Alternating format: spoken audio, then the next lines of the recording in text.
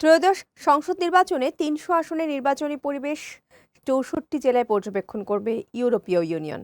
তবে ইইউ নির্বাচন নিয়ে কোনো মতামত, পরামর্শ বা সংশোধনী দেবে না, শুধু পর্যবেক্ষণ করবে। দুপুরে প্রধান নির্বাচন কমিশনার এএমএম নাসির উদ্দিনের সঙ্গে বৈঠক শেষে এসব কথা জানান ইউরোপীয় ইউনিয়নের পর্যবেক্ষক দলের প্রধান ইভার্স ইজাবস। তিনি আরও জানান, ইউরোপীয় ইউনিয়ন আশা করছে বাংলাদেশে একটি গ্রহণযোগ্য ও অংশগ্রহণমূলক নির্বাচন অনুষ্ঠিত হবে। নারী, সংখ্যালঘু সহ সকল সম্প্রদায়ের স্বতঃস্ফূর্ত অংশগ্রহণ নিশ্চিত হবে। Of law and order, and with that, of course, also the participatory dimension is important. Also, the participation of all groups of Bangladeshi citizens, of course, including women, but also including minorities.